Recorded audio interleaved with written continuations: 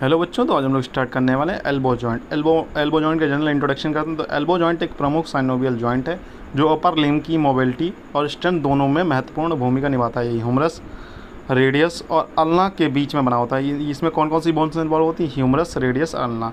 या joint hinge type का joint होता है, मतलब हिंज जैसे जैसे किवाड़े खुलते हैं, उस जैसे किवाड़े में चिटकनी लगी होती है, किवाड़े जिस प्रकार के खुलते हैं उसी प्रकार से खुलता है। ठीक है, जो फ्लेक्शन और एक्सटेंशन मोमेंट्स को अलाउ करता है। इसमें सिर्फ दो मोमेंट्स होते हैं, कौन कौन से?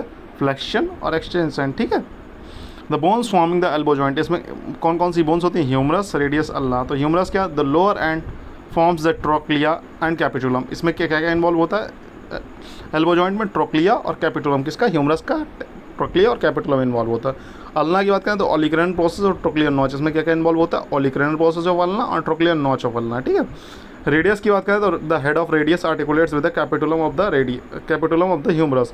तो हेड है वो भी रेडियस का, वो किसके साथ आर्टिकुलेट करता है? कैपिटुलम ऑफ द ह्यूमरस के साथ आर्टिकुलेट करता है। ठीक है, निमोनिक्स हर, ह्यूमरस, रेडियस, अल्ना। इसमें कौन कौन सी बोन इन्वॉल्व है? Humerus, radius, ulna. ठीक है, टाइप्स ऑफ जॉइंट, किस प्रकार का जॉइंट है पहले बता दिया। हिंज जॉइंट हो जो कि साइनोवियल टाइप का जॉइंट है। ठीक है, जो कि एक एक्सेस पर मोमेंट करता है, मेनली फ्लेक्शन और एक्सटेंशन। ठीक है, जोड़ों के प्रकार बता दिए और मोमेंट्स भी यहाँ पर बता दिए। ठीक है, आर्टिकुलेशन सरफेस मतलब संयोग सतहें कौन कौन सी हैं? ह्यूमरो अल्नर जॉइंट, ट्रोक्लिया किसकी? ह्यूमरस की, और ट्रोक्लियर नॉच अल्ना की। ये दोनों आपस में एक दूसरे से, ठीक है, हो गए। उसके बाद हो गया और ह्यूमरो रेडियल जॉइंट, मतलब ह्यूमरस और रेडियस के बीच में कैपिटुलम ऑफ ह्यूमरस और रेडियस, हेड ऑफ रेडियस। ठीक है, proximal radio ulna joint, proximal मतलब अपर वाला। ठीक है, head of radius, radial notch of ulna for pronation and supination. ठीक है, क्या मतलब इसमें वही बताया गया कि आर्टिकुलेटिंग सरफेस को मतलब कौन कौन से जॉइंट बनाता है?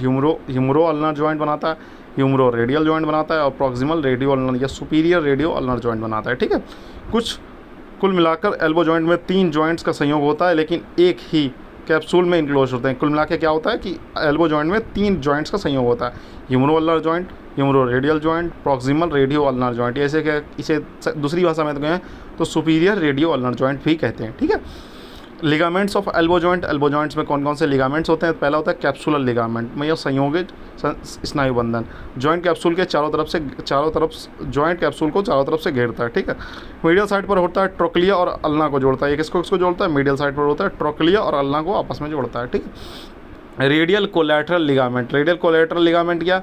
लेटरल साइड पर होता है, कैपिटुलम और एनुलर लिगामेंट से जोड़ता है। क्या होता है? लेटरल साइड पर होता है, कैपिटुलम और एनुलर लिगामेंट को आपस में जोड़ता है। ठीक है, रेडियल कोलैटरल लिगामेंट तो किसको जोड़ता है? कैपिटुलम और एनुलर लिगामेंट को। लेटरल साइड पर होता है, कैपिटुलम और एनुलर लिगामेंट से जुड़ता है, ठीक। एनुलर लिगामेंट की बात करें तो वृत्ताकार स्नायु बंधन होता है। हेड ऑफ द रेडियस को रेडियल नॉच में फिक्स करता है, जो हेड है रेडियस का उसको रेडियल नॉच में फिक्स करता है, प्रोनेशन और सुपाइनेशन में सहायक होता है। ठीक है, इसकी ट्रिक क्या है? क्यूरा मतलब capsular, ulnar collateral, radial collateral और अल्नर। ठीक है, capsular, ulnar collateral, radial collateral और एनुलर। ठीक है, muscles acting on elbow joint पर कौन कौन सी मसल्स एक्टिंग करती हैं? तो फ्लेक्शन के लिए होती है बाइसेप्स ब्रेकाई, ब्रेकियलिस, ब्रेकियोरेडियलिस और प्रोनेटर टेरेस। ठीक है, एक्सटेंसर के लिए होती है ट्राइसेप्स ब्रेकाई, एनोशियस। ठीक है, तो इसका ट्रिक क्या है? 3B और +1P। तो ठीक है, 3B है फ्लेक्शन के लिए और 1P है। ठीक है, एक्सटेंसर के लिए क्या है? एक्सटेंसन के लिए एट याद कर सकते हैं एक्सटेंसर के लिए, एनोशियस है और ट्राइसेप्स ब्रेकाई है। ठीक है, बात करेंगे इसकी। ठीक है, पूरी ट्रिक पर मोमेंट्स एट एल्बो जॉइंट पर 2 ही मोमेंट्स होते हैं, एक होता है फ्लेक्शन, एक होता है एक्सटेंशन। फ्लेक्शन फॉर आर्म को अपर आर्म की ओर ले जाना। रेंज कितनी है? तो 0 से 140 से 150 डिग्री। ठीक है, एक्सटेंशन सीधा करना, मतलब फोर आर्म को पीछे सीधा करना, normally up to 0 degree. Pronation and supination में ये moments proximal radio ulnar joint में होते हैं। ये किसमें होते हैं? प्रॉक्सिमल रेडियो अल्नर जॉइंट, यानी कि सुपीरियर रेडियो अल्नर जॉइंट में प्रोनेशन और सुपाइनेशन होता है। ठीक है, बात करें इसकी नर्व सप्लाई की, तो हिल्टन लॉ के अनुसार जो नर्व्स मसल्स को सप्लाई करती हैं वो जॉइंट को, वे ही जॉइंट और उसकी स्किन को भी सप्लाई करते हैं। हिस्टन लॉ के अनुसार जो मसल्स को सप्लाई करेंगी, यानी कि मस्कुलोक्यूटेनियस नर्व है, रेडियल नर्व है, अल्नर नर्व है और मीडियल नर्व है। आप सीधा ये हिल्टन्स लॉ क्या कहता है? जो नर्व मसल्स को सप्लाई कर रही हैं उस वहाँ पर जो अंडरलाइन स्किन है उसे सप्लाई कर रही है, वही उस बोन को सप्लाई करती है नॉर्मली। बोन या जॉइंट को सप्लाई कर रही हैं। तो इसमें कौन कौन सी सप्लाई कर रही हैं, musculo cutaneous nerve, radius involve हो रही तो रेडियल नर्व, अल्ना इन्वॉल्व हो रही तो अल्ना नर्व और मीडियन नर्व, ठीक है। ब्लड सप्लाई की बात करें तो एल्बो जॉइंट्स का ब्लड सप्लाई एक पेरी आर्टिकुलर आर्टेरियल एनास्टोमोसिस द्वारा होता है, जिसे आर्टेरियल अरेकाइड कहते हैं, ठीक है। इसमें कौन कौन सी आर्टरीज इन्वॉल्व होती हैं, ब्लड सप्लाई आए तो सीधा सीधा आपकी मतलब ब्लड सप्लाई इन सारी आर्टरीज का एनास्टोमोसिस मतलब वहाँ पर एक जाल बचाती हैं, ठीक है। इसमें कौन कौन सी आर्टरीज इन्वॉल्व होती हैं, तो कौन कौन सी होती हैं, brachial artery, radial artery, ulnar artery. इनकी branches superior ulnar collateral, inferior ulnar collateral, radial recurrent और अल्नर रिकरेंट एक नेटवर्क बनाती हैं जो जॉइंट को नरिशमेंट प्रोवाइड करती है। मैंने बताया एनास्टोमोसिस मतलब एक जाल समान आएंगी ये सारी, तो आप जैसे अल्नर आई तो सुपीरियर अल्नर कोलेटर बनाएगी, इंफीरियर अल्नर कोलेटर बनाएगी। अब रेडियल आई रेडियल रिकरेंट और अल्नर को रिकरेंट बनाएगी, ठीक है। एक नेटवर्क पूरा जाल सा बना देगी तो जिससे नरिशमेंट अच्छी तरीके से जॉइंट्स को प्रोवाइड हो सके, ठीक है। वर्सास अराउंड एल्बो, तो वर्सा फ्लूइड फिल्ड सैक होती है जो कि फ्रिक्शन को कम करती है। जब आपको बताया था कि वर्षा क्या होती है, फ्लूइड जैसे एयर बैग्स होते हैं, एयर बैग्स इम्पैक्ट को कम करते हैं, ठीक है। ऐसे ही वर्षा क्या होती है, अगर तुम कोई मोमेंट हम लोग लगातार करते हैं तो मोमेंट से फ्रिक्शन होगा, तो फ्रिक्शन को कम करने के लिए, ठीक है। इसमें क्या सब क्यूटेनियस ऑलिग्रेन वर्षा, स्किन और ऑलिग्रेन के बीच में, स्किन और ऑलिग्रेन के बीच में कौन कौन सी है, सब क्यूटेनियस ऑलिग्रेन वर्षा, सब टेंडिनस ऑलिग्रेन वर्षा, ट्राइसेप्स टेंडन और ऑलिग्रेन के बीच में होती है। इन्फ्लामेशन ऑफ वर्षा को, इन्फ्लामेशन को वर्साइटिस कहते हैं, ठीक है। क्लिनिकल एनाटॉमी की बात है, अगर कहीं वर्षा में इन्फ्लामेशन वगैरह हो गया, मतलब इन्फ्लामेशन हो गया तो उसे वर्साइटिस कहते हैं, ठीक है। क्लिनिकल एनाटॉमी की बात करें तो टेनिस एल्बो, लैटरल एपिकॉन्डाइलिस, अगर लैटरल एपिकॉन्डाइलिस इन्वॉल्व हो रहा है तो टेनिस एल्बो, ये टेनिस के प्लेयरों में ज़्यादा देखने को मिलता है, इसलिए इसका नाम टेनिस एल्बो रखा गया। Over use injury of lateral epicondyle, क्योंकि वो जो टेनिस खेलते हैं वो क्या करते हैं, लैटरल एपिकॉन्डाइल का ज़्यादा यूज़ करते हैं, ठीक है। Pen during extension of wrist, जब रिस्ट को वो लोग एक्सटेंशन करते हैं, रिस्ट को एक्सटेंशन करते हैं तो वहाँ पर बहुत दर्द होता है, ठीक है। गोल्फर्स एल्बो क्या होता है, ये गोल्फ जो गोल्फ के खिलाड़ी होते हैं उनमें ज़्यादा देखने को मिलता है।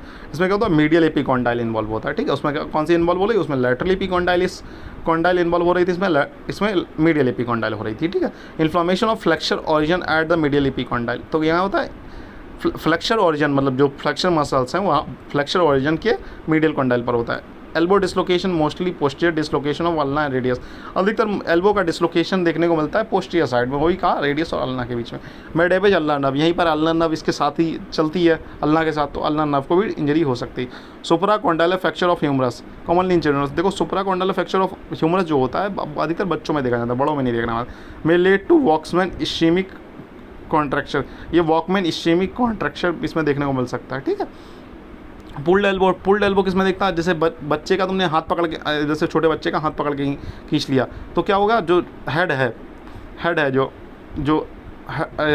रेडियस का जो हेड है वो पुल्ड हो, वो अपनी जगह से हट जाए तो उसे कहते हैं pulled elbow. Subluxation of the radial head mostly in toddlers, मतलब बहुत ज़्यादा, मतलब ऐसा हुआ कि किसी माँ बाप या किसी बच्चे को खिलाने आ रहा तो उसने क्या किया, बच्चे का हाथ पकड़ के उठा लिया, तो वो वहाँ पर पुल्ड एल्बो कंडीशन देखने को मिलती है।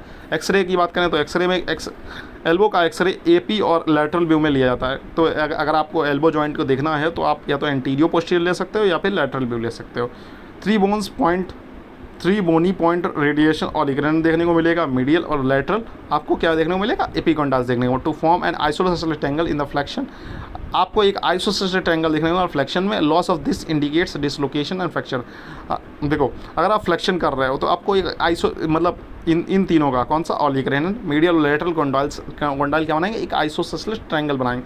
अगर ये ट्रायंगल नहीं है तो, अगर ये ट्रायंगल नहीं बन रहा है फ्लेक्शन में तो आप समझ जाओ कहीं ना कहीं आपको डिसलोकेशन या फ्रैक्चर हुआ है, ठीक है। ये क्लिनिकल पॉइंट ऑफ व्यू से जब आप क्लिनिक वगैरह में, ठीक। अब बात करें हम लोग इसकी डेवलपमेंट की, तो elbow joint develops from the mesenchyma cells, मतलब एल्बो जॉइंट कहाँ से डेवलप होता है, मेसेनकाइमा से। Begins around 6 week of intrauterine, कब इसकी स्टार्टिंग होती है, 6th week of intrauterine. Ossification centres क्या होते हैं, कैपिटुलम 1 साल में, रेडियल हेड 5 साल में, मीडियल एपिकॉन्डाइल 6 साल में, ठीक है। ट्रोक्लिया 9 साल में, ऑलिग्रेन 10 साल में, लैटरल एपिकॉन्डाइल 12 साल में। तो आपको इतना सारा नहीं याद करना डेवलपमेंट में, सिर्फ अब ये लिखा इसकी एक स्टार्ट कब होती है, 6th वीक ऑफ इंट्रायूटेरल लाइफ, ठीक है।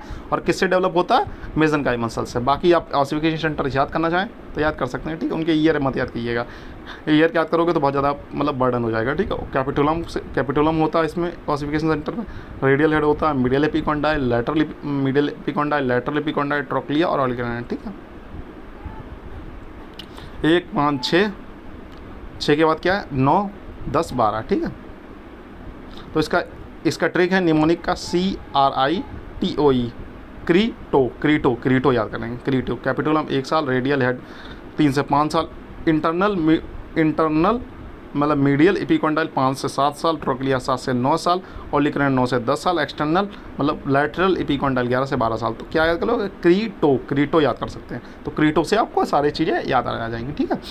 Applied aspect for BMS Ayurvedic दृष्टिकोण। अब हम यहाँ पर आयुर्वेदिक एस्पेक्ट भी थोड़ा बहुत देखेंगे, ठीक है, क्योंकि ये एक इंपॉर्टेंट है, ठीक।